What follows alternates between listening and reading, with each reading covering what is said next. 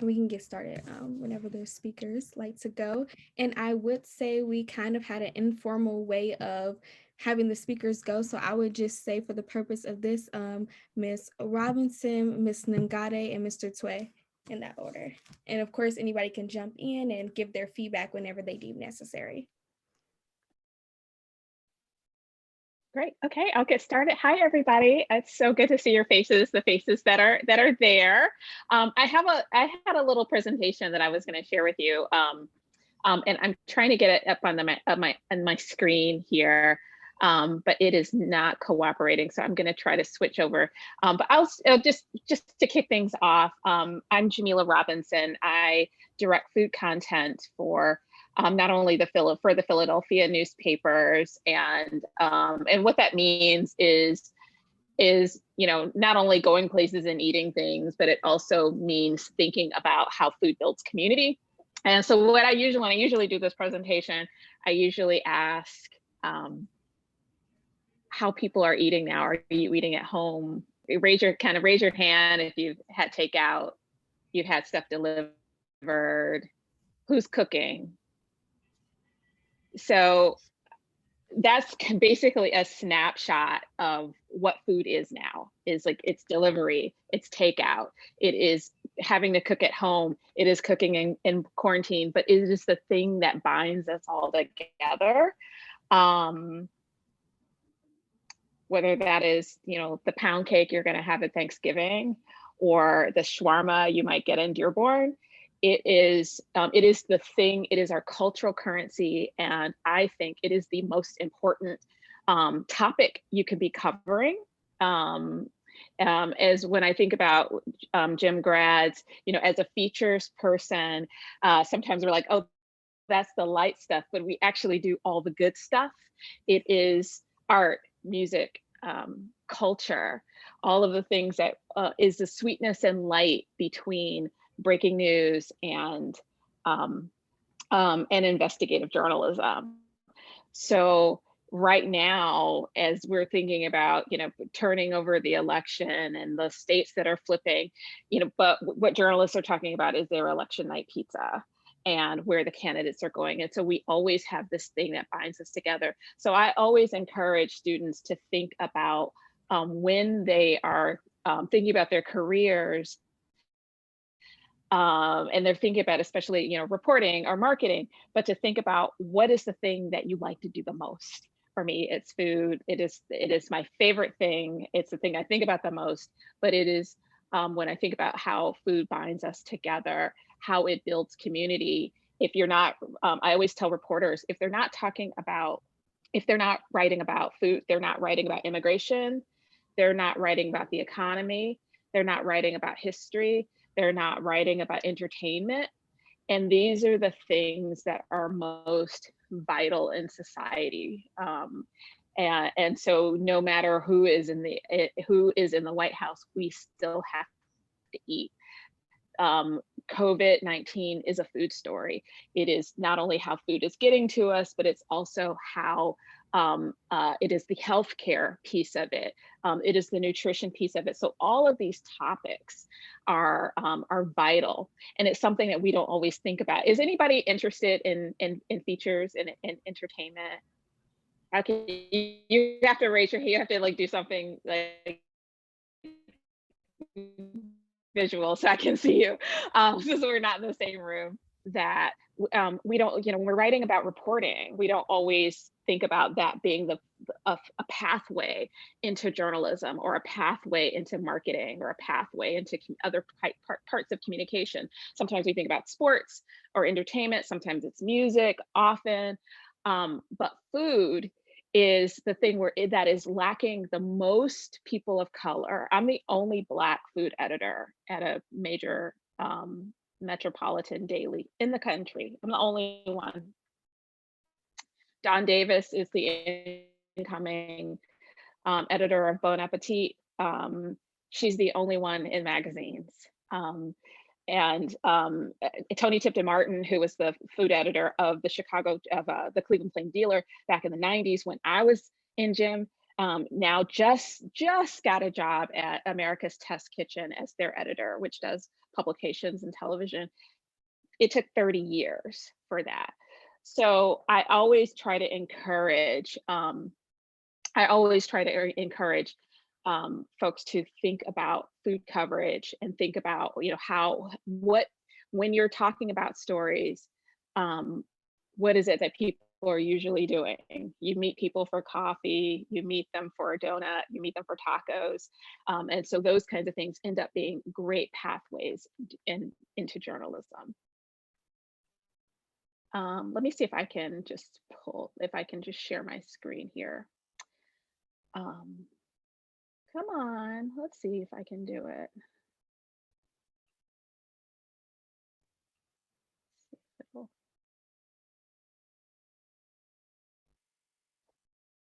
Mm, I don't know. It does not want me to share my I'm not sure if Jessica, if you need to make me a host in order to share. Okay, let's see here.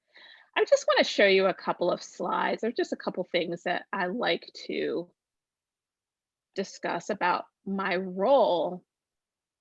Oh, before I do that, I want to ask one more question. Does anybody know what an audience specialist does? Nobody? Okay. Does anybody know what an audio manager does? What about social media manager? Okay. Okay, I see some nodding heads. Okay, so part of my role and part of the what I'm going to show you in a second as I'm getting it up on my screen is that there's a lot of roles in media now that aren't necessarily what you would see with an editor role, a writer, reporter. They are jobs like audience specialists. And what an audience specialist does is what Jessica and Grace have been doing to promote this event, looking at trying to get content onto other platforms, whether that is social, YouTube. A lot of what I do is strategic content development. And what that means is I'm thinking about how food can fit into audio and podcasts. Can some of our content stretch into books? Can it be, can one story, whether that is how, what we're eating now is the sort of what I'm talking about all the time. What we're eating now, can that end up being a bigger guide? Can that be a live event like we're having now, or can it be a tour? So let me see as I share. So I want to show you.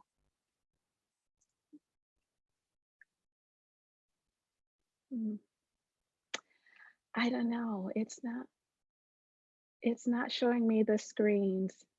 Okay, okay, never mind. Okay, it's giving me a bunch of blank screen though. I'm not sure exactly. Oh, okay, I gotcha. Yeah, I'm gonna send it. I'll send it to you into the chat. But it's not as important as I think. Thinking about as you think about your careers and as you're thinking about what you can do next and what kinds of roles will be available to you. As you know, I know that there's some. Who's a senior? Who's one senior, two? Okay. Especially as you're thinking about how to plan over the next couple of years as you're moving into internships, that there are going to be a lot of roles that aren't necessarily going to say reporter or writer, or they are going to be communications developer. It might be helping to manage. It might be helping to not only manage a website, but also helping to manage audio. So that kind of strategic content development is something that we don't always talk about at the university level, but there are all of these opportunities there. So I'm going to let the other, as I'm going to send this off, and I'm going to let Bo and Annabelle get started, and I'm just going to send this out, and we can come back. And I'm sure if you have questions, we can talk about those things too. But I'm going to try to get this up send it to you via Google Slides. So, Adora, are you next, or you want me to go? You can go ahead, Bo.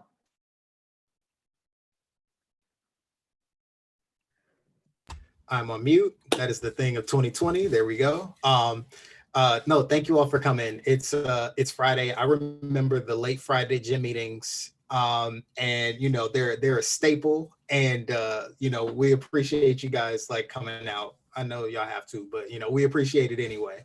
Um, yeah, I wasn't in gym that long ago, but I'm kind of in between Jamila and Adora in terms of like my place. I graduated in 2008, and for you guys coming out pretty soon, I graduated into a recession too, and it can be really, really difficult to like figure out like what your place in the industry is going to be, especially like we're all at home, you don't know who's hiring, but trust me, like if you stick with it, like I remember graduating without a job and talking to Alicia, and I'm just like, what did I do this all for? Like, what's going on? But I had to stick it out. I leaned into the network that Jim helped me develop, and it took some time, but I was able to get into the first job and then kind of advance in the career. And part of what we want to do today is kind of like help serve as examples of like we all industry, but just to show that like, hey, here's you don't have to follow us exactly, but here's a path that could work in your career. And just like despite all the doom and gloom, and there's a lot of it in 2020, I think the takeaway that I know that I want to give you guys is that you can do this.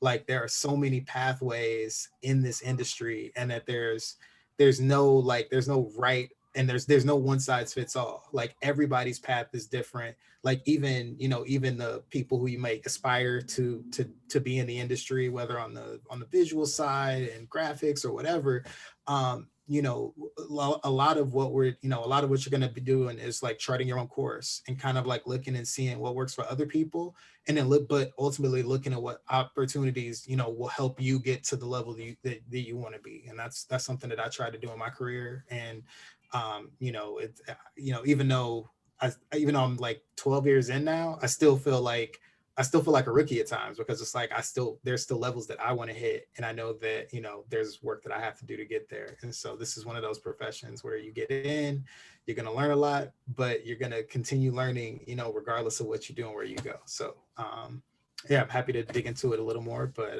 I'll stop for now.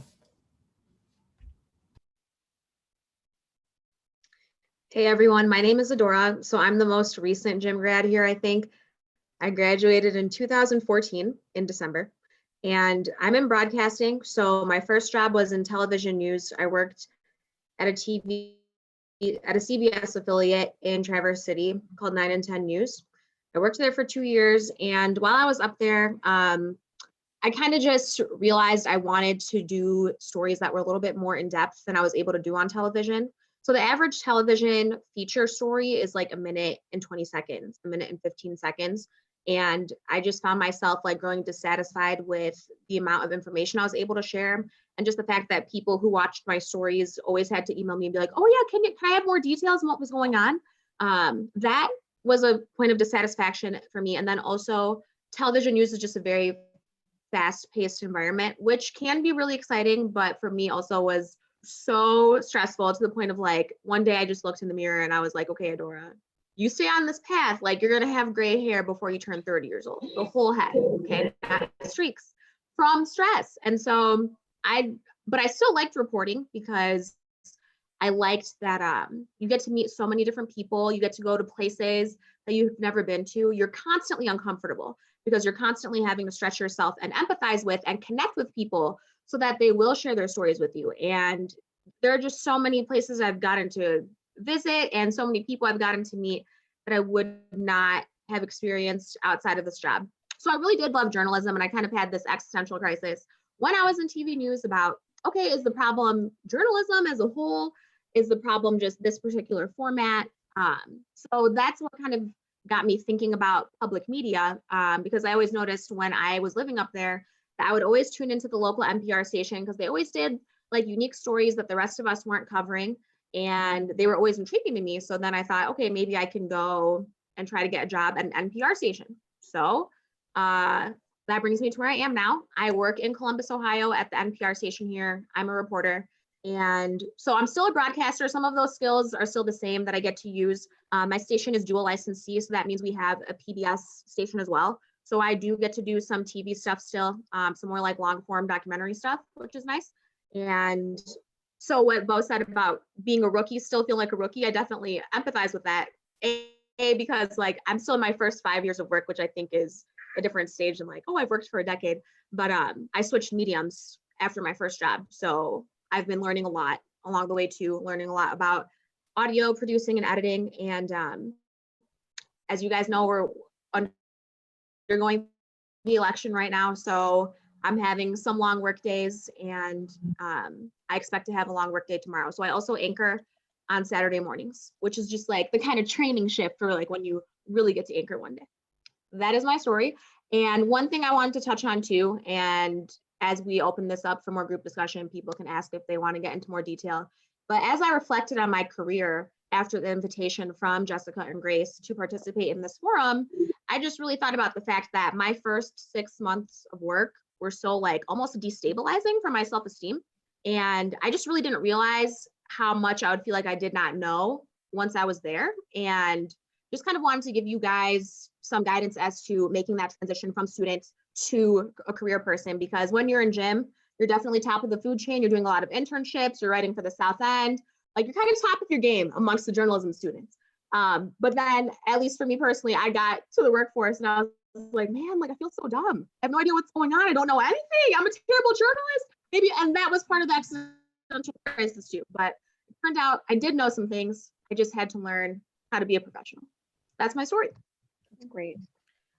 So, first of all, I would love to say thank you all for sharing your stories. I kind of wanted this to lead into the first pre-question of the night, and I'd like all the speakers to be able to touch on this. And it is really picking back off of what you just said, Doorbell. But how do you plan for your first 3 to 6 months post-graduation? What can we expect, and what are some tips to really survive through that?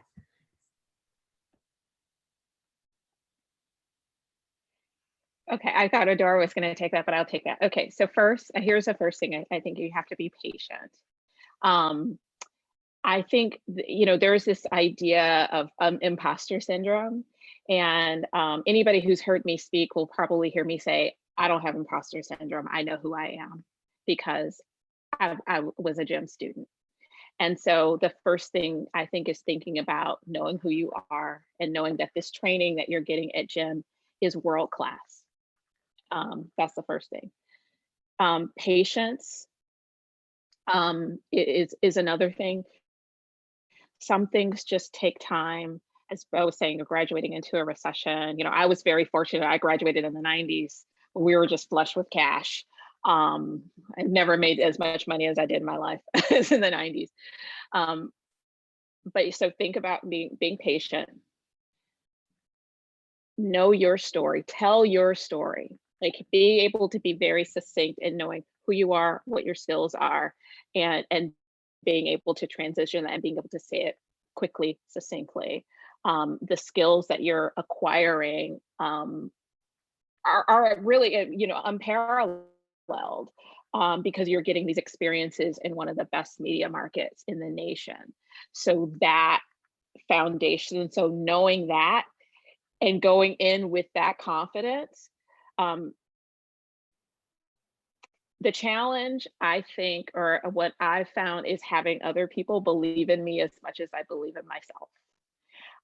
But I know who I am and I stand with that. I'm extraordinarily confident. I'm nice, I'm not like, a jerk about it, but I know who I am. And I know that, even, when I worked at the Atlantic, I was the only person there who did not go to Harvard.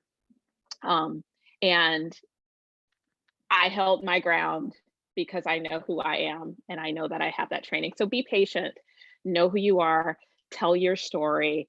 Those are like for me, those are some underpinnings as you transition to those roles. Being very aware of, again, what roles are and then how your story how you can define that into these roles. So if you see a job for a reporter and it says you need to have 3 to 5 years, you need to be able to do this kind of reporting, just being able to play that back. Look, I was a gym student, I did this at the South End, I did this at the TV station, I did this for WJLB or whatever, is being able to play that back for people and stand in that confidence, in your confidence, practice it in the mirror. I mean, those are sort of foundational kinds of things. Like we can get into more tactical things, but like knowing who you are is like, for me, is something that that has really carried me into each of those, you know, from my first internship until up to the job I'm interviewing for next week. Is I tell my story, I know who I am, I'm a gym grad. Thank you. Do you want, oh, I didn't have a ton to add. I mean, knowing yourself is like amazing. And I think that like, if you're looking at like 3 to 6 months out and kind of like making that transition, I think understanding that you know a lot, but understand like, it's okay to ask for help. That's basically what I'm saying. You know, it's, you know, it can be, you know, it's awesome to be secure in yourself. You know, seeing the world, it obviously is going to look a lot different than maybe where where you're from. It's going to look different than Wayne State. You're going to deal with different people and different personalities. So, you know, try not, you know, understand that like you got hired, so you're ready for the moment. Like, because people, especially now, they don't really have time to waste time on people who is like, either I think you're a fit right this moment, or I can like coach you up. But like nobody's gonna hire someone who they don't think is ready for the moment. So first of all, you got there. So you're already worthy. You're already enough. But understand that like every day is gonna be different. Every day is gonna be learning, and you know, understand it like it is totally okay to ask for help, because you know 3 to 6 months out, like nobody's even for experienced people, like you're still gonna know when we were in the office where the coffee machine is. You're going to need to know that, oh, if a certain type of story goes to this assignment editor, that that you know you need to like address it in this manner, you know. So there's stuff that like, you know, you're going to have to learn the shortcuts, and it's okay. You're not going to know it all at the gate, and that's fine. But just, you know, have the opportunity, like be eager to learn, be eager to like embrace the new, and like just understand that like you are worthy. It can be, you know, you're gonna have, it's like you either set up a mantra, hype yourself up in the mirror, whatever you need to do, but it's super important.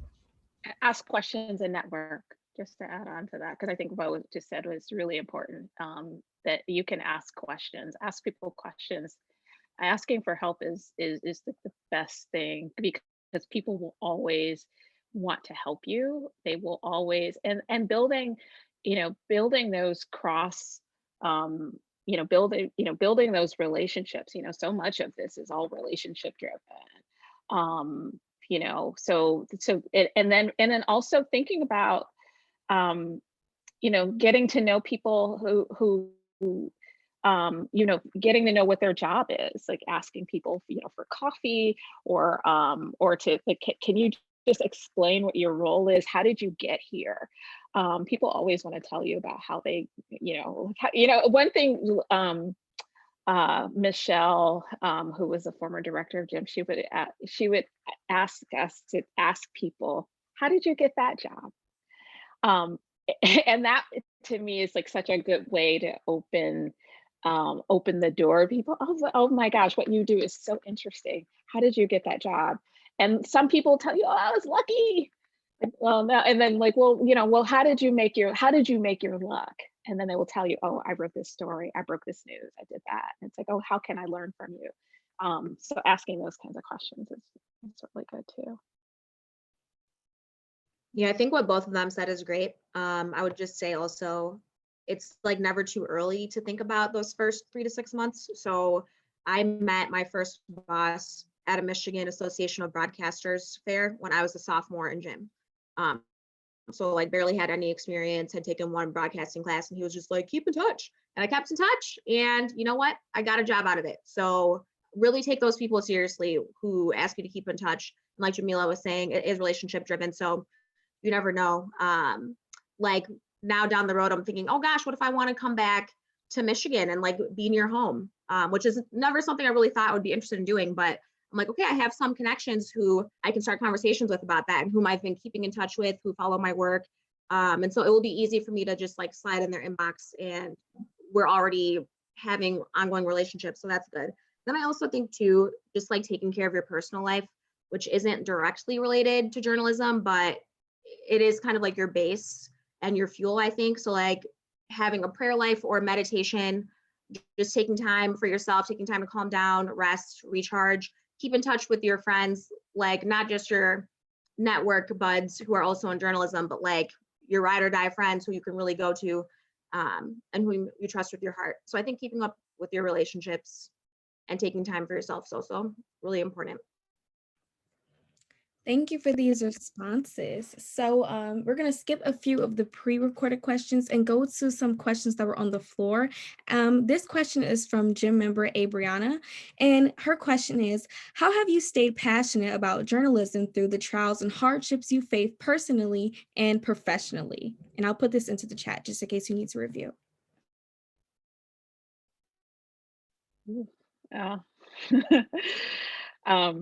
That's a great question. You know, journalism and media more broadly, I joke about it that it's kind of like a bad boyfriend. I hope you're all adults. I'm going to speak freely because it was like, oh yeah, it's sort of like, you know, it's not that, it's, you know, sometimes it's not that great, but he's great in bed. So you're kind of like, oh, and you just keep going back. I've left and come back and left and come back. But I always come back because I think that storytelling is joy. I mean, journalism is the only thing I've wanted to do. From the time I was 10 years old, I wanted to write about music. I wanted to write about people. I wanted to ask people questions. So it keeps me coming back. And there are some times that it is heartbreaking. It is hard. 9/11, I still have some PTSD from sitting in going to USA Today building on 9/11. I still have PTSD from running the newsroom when all those children were killed at Sandy Hook. It still like makes me weepy every time I say it out loud. But there's this sweetness and light that I get to go places, I get to travel and eat things. I go places and eat things. That is not hard. It's like, it is so much fun, and I get to know the most interesting people, and it is giving me so much joy. And you know, and you come into this business and you're like, you're never going to make a ton of money, but I have a comfortable life, and I've never wanted to do anything else.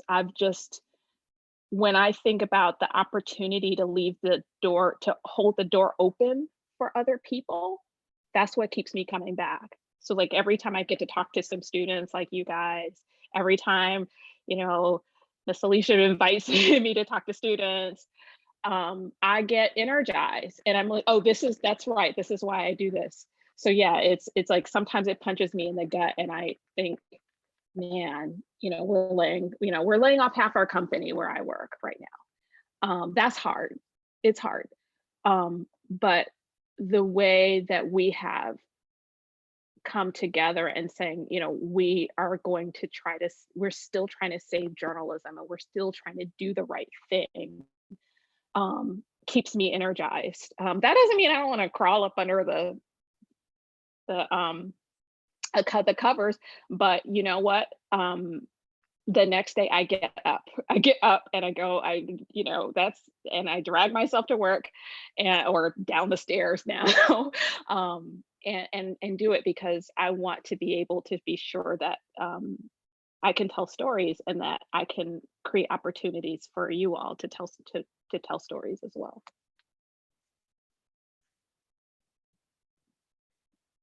Yeah, it's an interesting question. I'm like 5 years into my career. So I'm still like excited about it. You know what I mean? Maybe at some point I will really grapple with like, oh my gosh, like how do I stay passionate about this? But I haven't really like lost the steam yet. Like I said earlier, I kind of had a mini inner crisis about commercial television, but that wasn't about journalism. It was about that particular medium of journalism. So far journalism it's still pretty fine most of the time. Like, I'm a normal person who also doesn't want to go to work sometimes, right? Or sometimes like a story, is slow to come, or I can't get the interviews that I need. I'm just so frustrated. But like Jamila said, so far there's nothing else really that I want to do. Like, I have thought a couple times, what if I did something else? But it's like, man, all the people I get to meet, it's just priceless. So every day is truly an adventure. Every day is super different. And journalism is one of those jobs where, like, you know, you go to the bar and people are like, oh, you're a reporter? That's so cool. And I'm like, you're right. That is so cool. Thank you for validating me. I love my job. See, yeah, so let's see. I almost quit journalism. Like, I remember sitting in Alicia's office and I'm just like, I'm done. I'm just done. I'm done. Like, I'm about to do something else. And then I well, maybe a few years ago, I kind of, I think every year of place I worked from 2008 to 2017, there were layoffs. Like, every single year, every place I worked at. So like, oh, so that's 10 years, right? So I was, but like halfway through that, I was just like, you know what, man, I'm gonna go get my master's degree. I got an MBA. And I was like, I wanted to use it to advance my career, but honestly, I went to get it as like a hedge. Like, I don't know what's about to happen next. So I'm gonna try to career proof myself. And even when I got the degree, even like going to work every day, it's like it kind of pulls you back. That bad boyfriend thing, it's funny because it's like I've worked a lot of vacations. I have two daughters now. And so one is 7, turns 1 in like a couple weeks. So I'm just like, there's stuff that I've missed. And it's just like, I miss that, but I like what I feel so much value in like what I do. And she's actually in the background. So I don't know if you heard her, but it like the profession and what we do means a lot. We're telling really important stories. Like, I put something on Facebook yesterday. I don't post a ton on social media, but I posted something on Facebook because there was like a lot of like election related misinformation out there. So, I mean, I'm a tech editor. I've covered City Hall, like I've like done government stories. So I'm just gonna put up like, we're not really allowed to, share our personal feelings. But I was just like, you know what, people just need to know that, counting ballots past election day isn't crazy. It literally happens every single election, like every single one. Like, you have to certify the votes. Like, everything's not done on election day. It's a pandemic. Like, so more people are staying at home. It's just like there are all these, and I was just like, I'm just gonna just put this out there and just see, like, that's important to me. And I like that, it's pride, it's passion, it's like crazy opportunities, like getting to meet presidents and congressmen and business people and all, like, people in entertainment. Like, that's cool to me. And just like talking about things that are happening that matter, like that matters to me. And so it's like, why do like it can be difficult as heck, but it is super rewarding when it goes right. Thank you for sharing those responses. I think that was very helpful and very insightful. So the next question on the floor was brought to us by Sloan. And the question is, when should we finally move from internship to full-time job? And this is definitely in the sense of right now, I know a lot of people are pigeonholed into low-paying internships for the past few months. Specifically, how do they make this change post-graduation? So if it's more of a question about like if you're either near graduation or at graduation, and like, what do you do? I mean, my first advice is secure the bag. Okay. Oh wait, sorry. Can everyone hear me? Yeah. I was just asking specifically like post graduation. Like, I'll explain. Like, basically, I do know a few people that it's almost a year since they graduated, but they're still kind of, stuck in the internship like, I mean, is there even a set time, or are there warning signs, you know, that we should look for that we probably won't get a full-time job So through internship? okay, no, I get what you're saying. So that's it's difficult because you know actually let me take a step back to the first thing you said. So is it like within, you know, for me when I was saying secure the bag, I'm just like, it's when you're coming out of college and you're like looking for whatever the next thing is. I would be looking at internships and jobs with a leaning toward jobs because obviously that's like not temporary in nature. But I would just like, if it's when you're looking for things, it's more about finding the next opportunity, leveraging your network. And usually for most places, like even if you usually have at least a year before like you're kind of like told, when you're kind of not looked at in the intern pool anymore. So I would say if you're within the first year, you know, and you're like looking for opportunities, I would look for both, but obviously leaning toward like the job because that's not temporary. But you know, as much as you can, if you're, you know, if it's almost like if you're in a, like if you're trying to date, it's like I want to talk to who wants to talk to me. You know, so if it's like I'm trying to like, I'm looking for any opportunity like within like a certain range, but you know, whatever it takes, if it's like internship to job, temporary to permanent, or I just need something to like continue my resume, then you know, take the opportunity. But like usually like you know, like even for us, like when we're looking at interns, you know, if there was somebody who graduated in December, if there was somebody who graduated in like May, even for a winter internship, or even like, you know, like up to, usually it's up to a year. And then after, you know, some places are like 6 months, some places are a year, and then they're like not even going to look at you for the internship program. But it doesn't mean if, you know, if it's an opportunity, you still shouldn't try because you just never know. Yeah, we had a situation at the Philadelphia Inquirer where we have a longer program. We have one of these fellowship programs, and so you know it's like a super duper internship. It's not that, you know, it's much better pay, benefits, all of that. But it also meant that one of our best reporters, the one who broke the story that the Postal Service was slowing down the mail back in the summer, was actually our intern. And she had been in this internship for 14 months at the time, with no real, it didn't seem like there was a real impetus to hire her full time. It was just to keep her on as, you know, in this sort of lower status. And so there, it became a drumbeat amongst all of the reporters and amongst the staff to say, you need to hire Ellie. Hire Ellie. Why is she still in this internship program? And so that's just to go back to what Adora was saying about leveraging your network, and what Bo was saying about you know, asking for help. She was like, I don't know what I'm doing. I mean, you know, do I look for another job? You know, they're not kicking me out of the building, but they're still keeping me in this internship status. And so that meant that we had to reevaluate this program to give folks a path to a full-time job. And so that's another thing to look for, especially if you're on the cusp, if you're in that 6-month window. And there are a lot of fellowship programs out there. The Atlantic has one. The Washington Post has one. They are all over the country, but you want to be sure that those temporary positions are giving you the same benefits as a full-time position. You know, and then you have to think about, you know, what do you get? What are you going to get?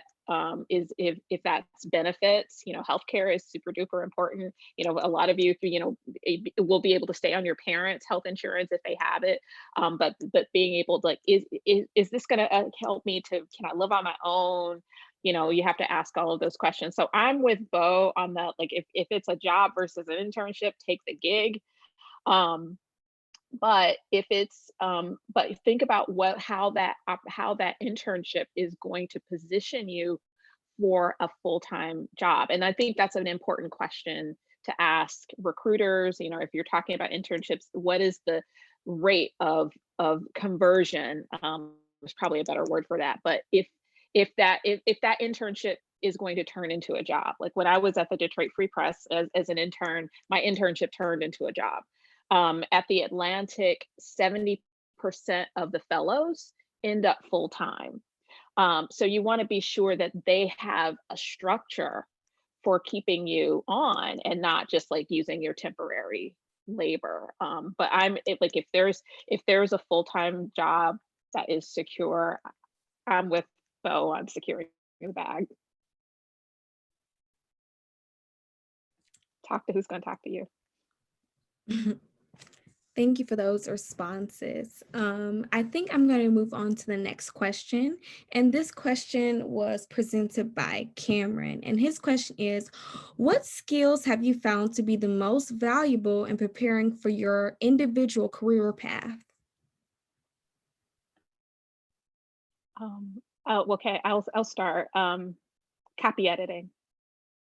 Copy editing is, it was the thing that got me in the door, because that was, I mean, and quite frankly, I wasn't really that interested in being like kind of a day-to-day reporter. I really liked helping other people tell stories. So editing skill is super important, because editing skill, copy editing, makes you a better writer. It makes you write with more clarity. So editing and copy editing means that I think copy editors make the best social media managers. Copy editors also can move into things like audio, because you have to start to think about the storytelling and how it sounds and the rhythm of it. So for me, editing skill is something that is, whether it's photo editing, communications editing, public speaking, and writing, almost everything needs an editor. So that for me has been the most vital, that basic copy editing skill, being able to write headlines, has served me best, because I've been able to translate it to everything that I've done, from the smallest, from like my first job to the one I have now. I have to be cognizant of words and how they play. That's the thing, and it's also the thing I love the most. I guess I have a couple ways to answer it. So, I mean, in terms of like what skills you should invest in, it's Jamila talked about some like universal skills. Like what I would do, like for the job that you're looking for, one way I think like maybe sort of think like an engineer, like you kind of like have to like break down all the pieces of something to understand it. So if I was looking at like, if I was interested in being an audio engineer, then one way to think about it is, okay, well, what are the core skills that could, that like, what's the technical competency, like what do I need to know, if I were trying to get a job? So I would like go to, like, I'm looking at any job site, or not any job site, but like if I'm looking at like NPR, well, if they have a job for an audio manager, or like for audio engineer, what is the stuff that they just need to know? Is there like a certain program, if it's not Audacity, is it something more complex? So I would just like think about like what's the core of what you need to know, especially like if certain jobs say like, hey, if I'm hiring a business reporter at the Wall Street Journal, like I'm gonna, if they're gonna cover companies, they're gonna need to know what the SEC is, which means you're gonna need to know how to navigate the site.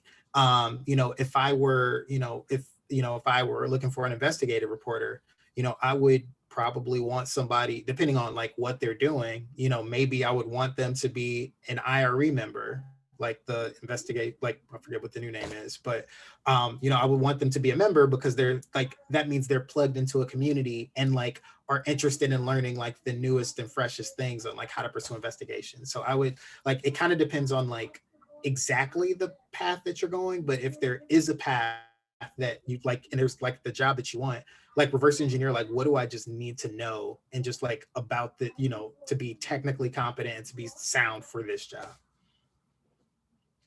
That's interesting, because I think for me, it's been more like, it's been most important so far to just be like adaptable and have the humility to ask questions when I don't know, and to be willing to learn. So I worked at a TV station, I work at a radio station right now. So in both places, when I started, I knew the basics of reporting, right? Either from my classes before the television station, or from the television station before coming to the NPR station. And at both places, they kind of expected, okay, different places, different shops use different pieces of equipment. So like when I started working at the station I work at now, we used a recorder that's called the Marantz. Right now we use a recorder that's called the Tascam. So they work differently, but the concept is the same in terms of I'm trying to record high quality sound that I'm going to later air as part of the story. But the way you record that sound is slightly different based on the technology. So I found, at least for the places where I've worked, they were like, okay, we expect you to have an adjustment period to learning our specific equipment. That's also applied to editing tools. So when I was at Wayne State in my broadcasting classes, we used Pro Tools to edit video and audio. But then at my first job, we used Adobe Premiere. And then at the place I'm at now, we use Adobe Audition for editing audio. And they didn't expect me to know it. They were just like, okay, you know how to report, so we can teach you the technicalities of this particular program. And I had like a month adjustment period at both places. That was kind of a boot camp of learning the tech. So I think for me, yeah, just being adaptable. But then also I would need to admit, hey guys, I don't know how to do this thing on Adobe. I don't know how to cut this clip in this way. And for me, it would just be the humility of being able to admit, okay, this is something that I know in my mind, everyone else knows how to do. This is a fairly basic thing in terms of audio or video editing in general, but I don't know how to do it on this particular program, and so I need help. And just being willing to express that. Thank you. So the next question that we have on the floor is from Abriana, and is, what decisions and tools led up to you making your first major move in your career? I just want to jump in and kind of explain that question a little bit. Hey, everybody, I'm Abriana, broadcast journalism senior. Yes, thank you. I appreciate the entertainment and broadcast representation because y'all know. But so right now I'm transitioning obviously out of college. I've been freelancing, working, and I am open to moving. You know what I'm saying? Like, I'm adaptable. I can go wherever, but I'm just like, I've never been on my own. I don't know, like, you know, financially, and I know how to like reach out to somebody and say, hey, I'm interested in coming. But like literally, like if you've ever moved from Detroit to somewhere else, I know you guys have, for a job, like what did you do? You'll learn, honestly. Like, I think the fact that you have to learn forces you to learn. You know what I mean? Like, I lived in the middle of nowhere for my first job, okay, around all these like white farmers. And I was like, all right, like, I guess I got to make friends with these people and learn how to live by myself. So honestly, I think you just learn how to do it. Like, I did not know how to live by myself away from my family until I actually did. And my state, so like I commuted from my parents' house to that school, and I had never lived on my own. But you know what? I'm doing it now. The lights are on, as you can see in my place, so something's going right. So for me, it was just fly by the seat of your pants. But hopefully you two have something better to add. But I'm just trying to assure you that I'm literally a hot mess, and I'm fine. I doubt that highly, first of all. Nah, you know, living on your own it's definitely an adjustment, but like Adora said, like I think, you know, a lot of, especially since we're all in Detroit is a big media market, but there's still a ton of opportunity in a lot of different places. And it's awesome that you're willing and able to move. And I think like even with remote work, especially like if you're on air, you know, especially if you're on air or like working for like a network or a TV station, they're gonna want you to like be there, right? So I think, you know, even though that like we're in a remote world, I think that, you know, people are still going to want to, you know, they're going to hire you to work in LA. You're going to live in LA. Like if Cleveland, you know, if the Cleveland Plain Dealer, well, you know, or if somebody, you know, some outlet in Cleveland, you know, is, you know, looking for talent, you're going to move to Cleveland. So it's moving's hard. Like, and, you know, there's that discomfort of kind of like striking out and doing it. But, you know, it's like build a tribe. Like if like when you get there, you can build a tribe, you can like understand the area and kind of like enmesh yourself in kind of like what life is, and that helps with the adjustment, because it's just like college, like it's a different experience, and without like kind of growing the networks and finding those places, it can be really hard. I've moved a lot. Um, I don't know what number city I'm in now, but I feel like I'm not from anywhere anymore because I've lived so many places. It takes practice, but I'm literally writing a story about this right now, about how to build community. And one of the things I used to do when I lived in St. Louis is my former husband was from there, and I didn't know anybody, and I didn't have a tribe. So I called NABJ, and I went to a bunch of NABJ meetings, and then I invited those people over to my house for dinner. And that's how I made friends. And that's still to this day how I make friends. Like if I don't know anybody in Philly. But normally I would be having dinner parties. And what I would do, I would invite people over, and then I would ask them to bring somebody that they thought I should know. Whether that was another journalist, somebody I could build a source with, somebody that I could go skating with, somebody that was just cool. And that's how I have friends all over the world now. And that's how I did it. But but it takes practice. The first move is like, oh my God, what did I do? I don't know anybody. And then the second, and then it just gets easier, so that when somebody calls you and says, hey, I've got a great opportunity for you in LA, you're like, you know what, let me move myself to LA.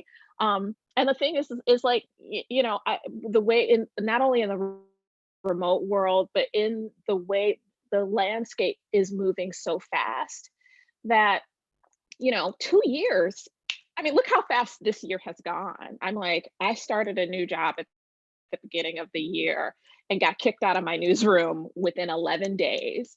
And, but that flexibility that Adora was talking about, that being nimble, also comes from moving. And then, you get to learn a different part of the country. I mean, look, if somebody says, oh, Jamila, I've got a job for you in Paris, I'm packing my bags, I'm out of here. So, but it takes time, and but you can build a community. I love living by myself. Like, I don't have pets or children. Like, living alone is great. I love it. But it's all practice. So I know we're running out of time, so I just wanted to ask 2 more questions tonight. First, how do you sell yourself to a job that you're underqualified for? Honestly, a friend told me, and I'll never forget this, like, I'm not trying to be, okay, but basically she's like, Adora, would a mediocre white man apply for this job? He would. White people don't care. They will apply. It says 5 years of experience. You have 1, he's gonna apply. And you literally just have that same energy, and then you go and sell yourself. I firmly believe that, because I see it happen around me all the time. 100%. My question was going to be, what makes you think, what makes you unqualified? You have to change that energy. I have an alter ego, and he's a 28-year-old white man named Chad. And sometimes I ask Chad, what would Chad do? Chad is out there, like, knocking on the door. Hello. Chad is out there. Why haven't you hired me? Chad is like, oh yeah, we should have dinner. I got this great idea. And Chad would speak up, and Chad just gets what he wants. So I use that same energy, and sometimes it doesn't always feel good. It's like, so I have to stand in that uncomfortable space and say, well, why do I even think that I'm not qualified for this job? I mean, like, I'm probably, because usually the Black person in the room, the Hispanic person in the room, the Lebanese person in the room is usually the smartest person in the room. We just don't get the same opportunity, so we have to speak up. So what would Chad do? Chad would be like, I'm great. So I sell that. I can't even say it. I have nothing to add, because the answers are so good. So Perfect. Thank you. Chantel, I know you mentioned you wanted to say your question. So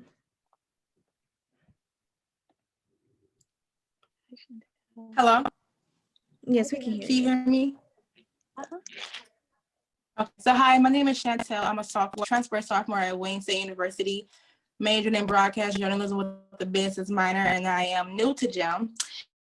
And I'm really excited from this meeting because I heard a lot of great things coming from you guys. And I wanted to ask, what if a person has many talents, many great talents that they're very, very passionate in? How do they stay consistent and on track with each passion? That's a really great question, honestly. I'm like grappling with that myself right now because I am an artist. I play trumpet, I play French horn, I draw, and like in the name of productivity, when I started work, I was like, oh no, I have to spend all my time working. Like I'm gonna hustle myself to the ground. And I just like didn't notice that I stopped drawing. So then like pretty recently, a few months ago, I was like, oh my gosh, when was the last time I really sat down and made a beautiful like card for someone? I used to draw like cartoons of people, and those are just like priceless gifts that people love. So I think you just have to like make time. And again, I'm learning, so why am I even speaking on this? No idea. But I think I'm learning that I need to just say, no, this is an important facet of my life. Just because it doesn't make money doesn't mean that I should let it fall by the wayside. And I shouldn't, I shouldn't just have a like money mentality about everything. And so, like I said, it wasn't intentional. I didn't say, oh, I don't make money from art, so I don't do it. But along the way, I noticed, oh, gee, I dropped this thing that I really love. So I think you have to intentionally craft time to keep up those hobbies. I will say it is freeing too to have something you're passionate about that's not tied to work, because as a reporter, like I love reporting, but I have to do a certain number of stories of a certain caliber to make money. That's the reality of it too. But my art, I can just do for fun, and there's something very freeing about that. I incorporated it into my work. I as I was saying, I like to eat. I like food. I like recipes. I like being in the kitchen, and so I incorporated it into my work. But what I wanted to do was music. I mean, I was a music minor,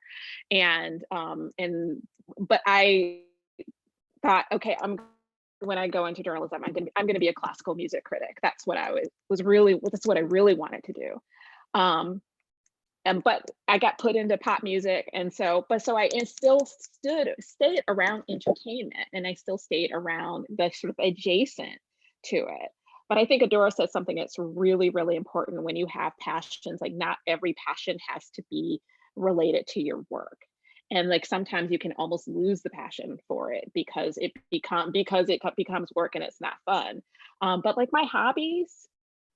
I think most people know I'm a figure skater. I incorporated that. Like now, I do a couple videos every year. My toe is broken, so I'm not going to do that this year. But I incorporate my figure skating into work. I get to comment on the Olympics and things like that. So I've taken little pieces of it. So you have to. But I also was wondering if your question was more about like if you're interested in like a lot of different kinds of things. That is sort of the beauty of media, is that you really can, whatever you're interested in, you can figure out a way to find a media path for it and be the expert. I used to tell somebody, like, even in sports, if you're not on the team, you can still be on the team, in social and in the building of it, and the infrastructure. So thinking about how your passions can actually drive the work that you're going to want to do. If you're a business minor, does that mean that you're going to write about business, or are you going to be entrepreneurial in how you develop content? Okay, I'm standing up at live events. I'm standing up business parts of the company. I don't have an MBA. Probably should. I don't have time. But that passion of that idea of being entrepreneurial also means that I can start up pieces of the company and that drive revenue while still having health insurance. So you just have to think about how you use the passion and whether or not your hobbies, sometimes you just want to keep something for you. I know. Can I comment on that? Were you about to go? No, go ahead. So yes, is it Jamila? Jamila, yeah. Jamila, okay. So yes, you actually brought what I was thinking about. Was I'm very passionate in singing, dancing, journalism. Like I'm really good at a lot of this stuff, and I do it on a daily basis. And I'm trying to find like pathways for each of them, and I don't know, I guess really understand what it is can I put my focus on the most, but all of it is like a big part of me and I don't want to let it go. Okay. So. Email me after this, because all of the all you can do both.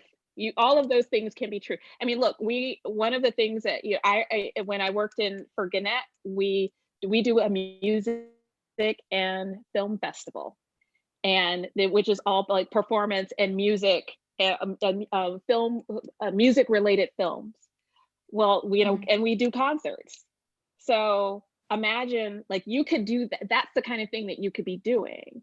If you're a singer or you're passionate about dance, entertainment, especially in the next year, as stuff comes to come back, or people start to figure out new ways to have performances, having people who can cover it, who are flexible, who understand sort of the ins and outs of the virtual world, the stage from the screen to the stage.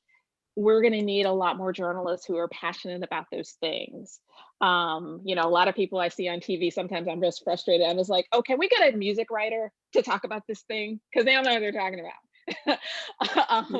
And every time people are talking about restaurants, I was like, can you get a food writer to come in here and tell you about why the economy is sinking because of restaurants? So you can be passionate about music. Look, Adora plays. Mitch Albom has a band that used to play on the top of the Free Press building because he wanted to be a musician too. So there are pathways into that. Entertainment is still the revenue driver for most news organizations. I know ESPN laid off a bunch of people because of the decline in sports, but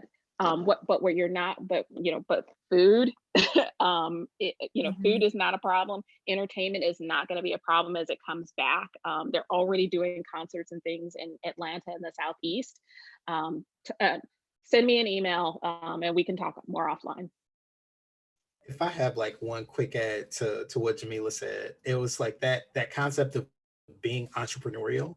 Like, I think that's something, if there's something that like, if I'm going to be a journalist in the near term, is having that like mindset about like leveraging like all the skills that you have and using that to sell yourself, especially if you're going into the job, going to a job, advancing in that, like within like a certain newsroom or company, or looking for work outside. And I think that like, I look at like what I've done, like even like at the Wall Street Journal, as like I didn't come to that place to write, but I've gotten page one stories.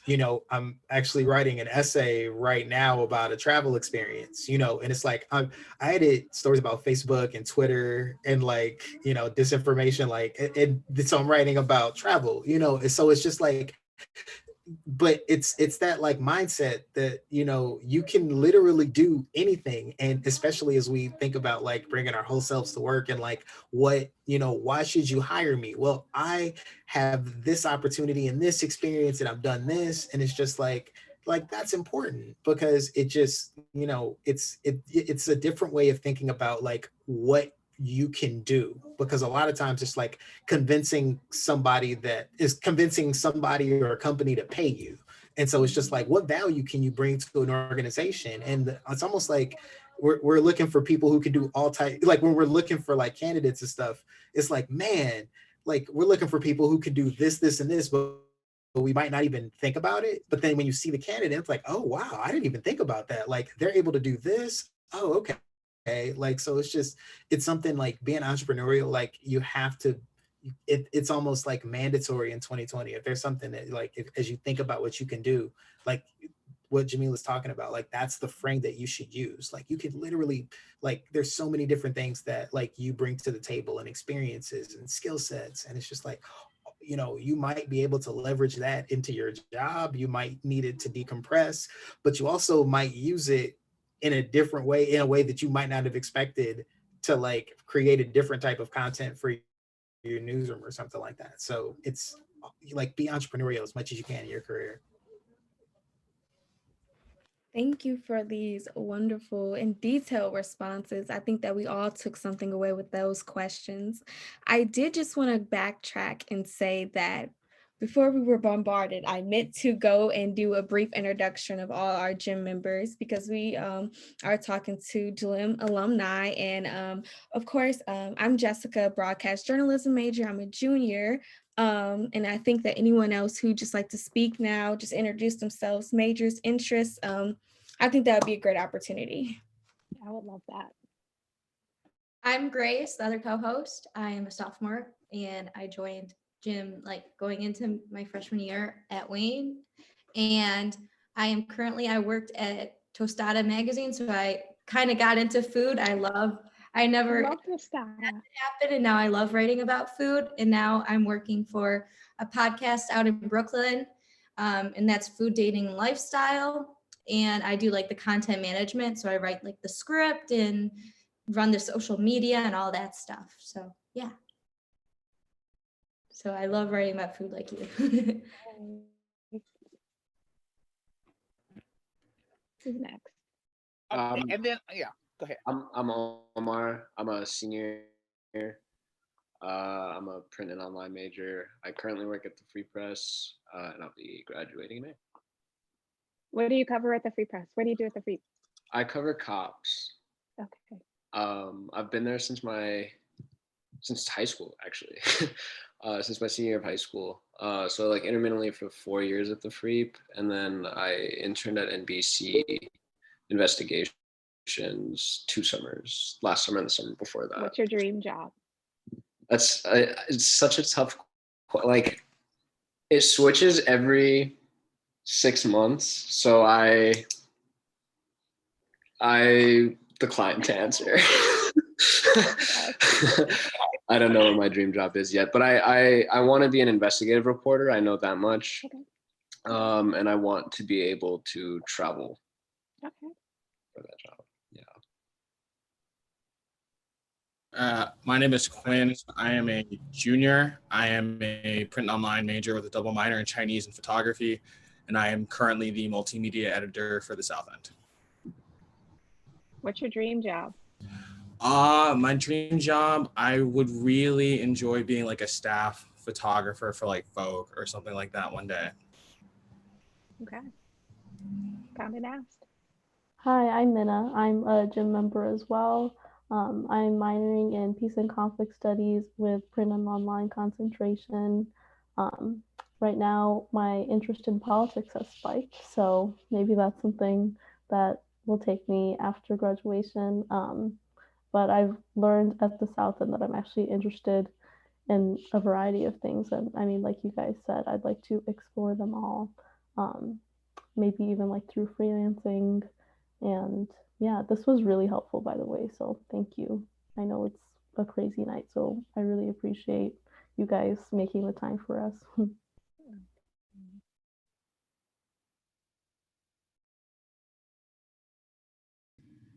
My name is Noor. I'm a broadcast journalism major and minoring in media arts and studies. I've interned at WDET, and right now I'm the news editor at the South End. And yeah, my interests are mainly like news and politics, and I don't know what my dream job is yet, but I think I want to do more like producing, so something like multimedia production and things like that. So I'll see. Hello, my name is Irving. I'm also a gym member. I'm currently the sports editor at the South End, and majoring right now in journalism with a focus in print. I've done a lot of sports journalism since I was like 14 or 15. I don't exactly remember exactly how old I was. And my dream job it's kind of weird. I want to do like nature stuff, work at like National Geographic maybe one day. Just somewhere where I can just be out in nature and just, I don't know, writing, reading, exploring more about animals, I guess. My name is Jenna. I'm a sophomore journalism major with a print and online concentration and an Italian minor. And I currently am the managing editor at the South End.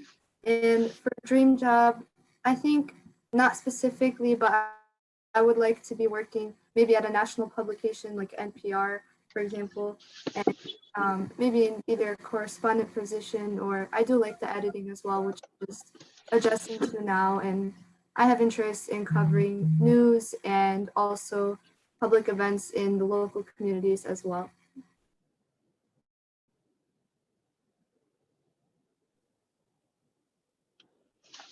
Hi, I'm Cam. I'm a senior. This is my 4th year in the Institute. I'm a double major, one in print and online and the others in political science. I've given a lot of thought to my dream job, but I think I want to stay in Detroit and work for a nonprofit in the community, something still doing with politics and local politics. So.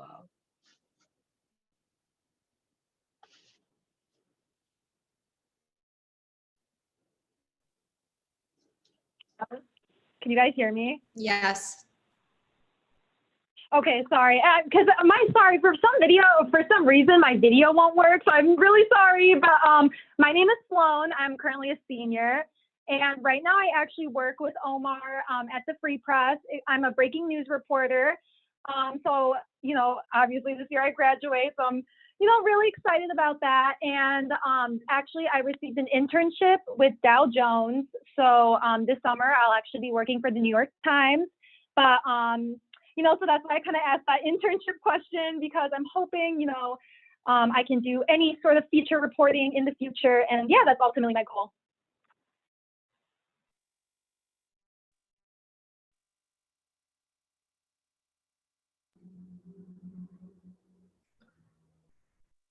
Who has not gone?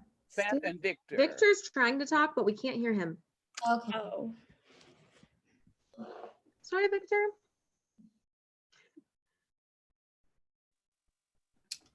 Maybe Bethany hasn't gone?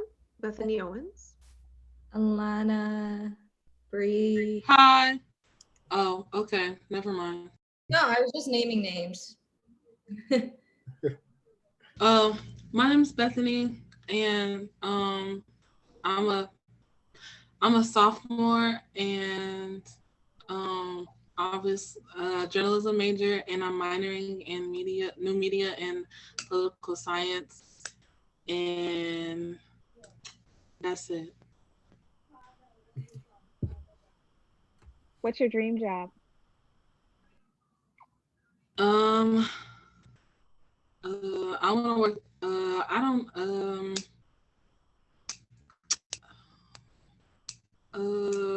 I'll probably write for the Fader. I feel like they're more my speed because I like music, lifestyle, and culture.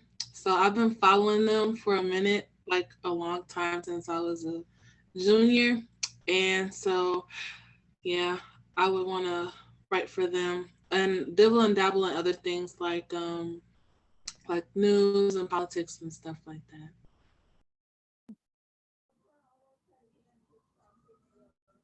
Hey everyone, my name is Alana Williams. I am a sophomore at Wayne State, obviously. Print and online concentration. My minor is in fashion design. My dream job, what I'm doing right now, I am the features correspondent at the South End. And for my dream job, I'm really not sure. I'm very indecisive about things. So I want to explore into a lot of different things like fashion and music, beauty, lifestyle. There's just so much that I want to tap into. I have to just try it all.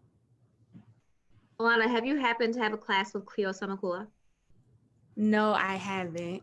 Okay, that's my mom. My mom lectures in fashion design at Wayne State. So I was like, maybe you know her. That'd be pretty cool.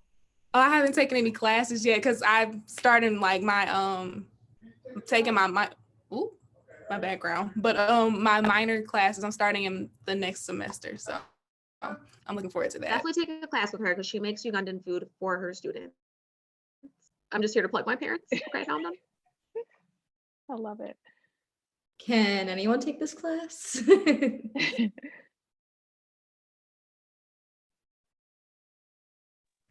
Okay, outside of Victor, I think we Jessica. I'm sorry. That was Chantel. Can you hear me? Yes.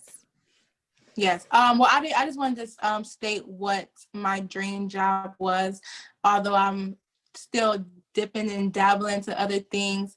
Once again, my name is Chantel. I'm a broadcast journalism major with a business minor. My dream job is to have my own talk show one day, really focusing on mental health testimonies and just a lot of fun. I really want to dive into helping the Black community as much as possible. So that's what I really want to focus on. And yeah, and that's what I'm excited about. Thank you.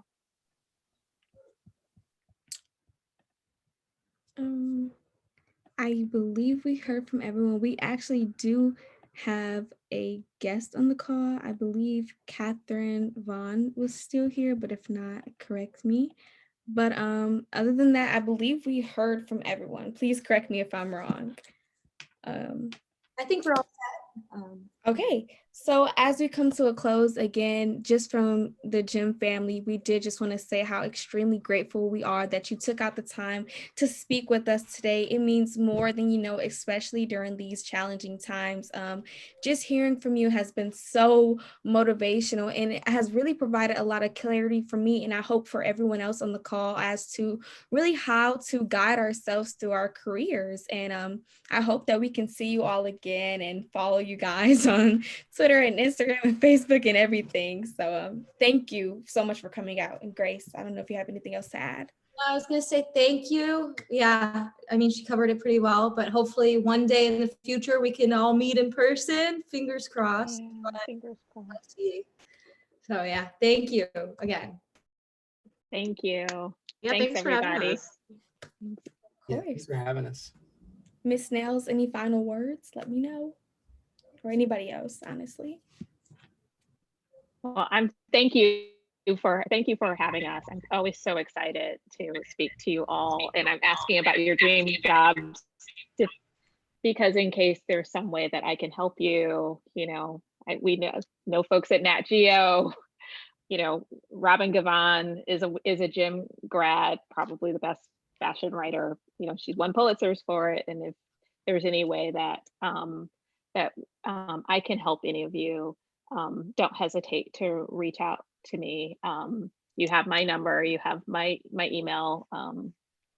Feel free to reach out. Same, very friendly. I will not bite you. If you contact me, I'll be excited. We're all set. Thank you so much. Thank you. Hey, would you like to say something? I saw you raised a hand. Who raised the hand? Beth. Yeah, I had a question, Miss Alicia. Are you gonna give us grace period? Because it's 7:23. We're supposed to be in the gym meeting. No, now you're all in trouble for not being in the 7 o'clock gym meeting. What do you Uh-oh. What do you mean? I'm confused. That's still Is the gym meeting happening in this room? Like, should we just click out? Yeah. Okay. Yes. Bye, everybody. See you guys. What is happening? Have a good meeting.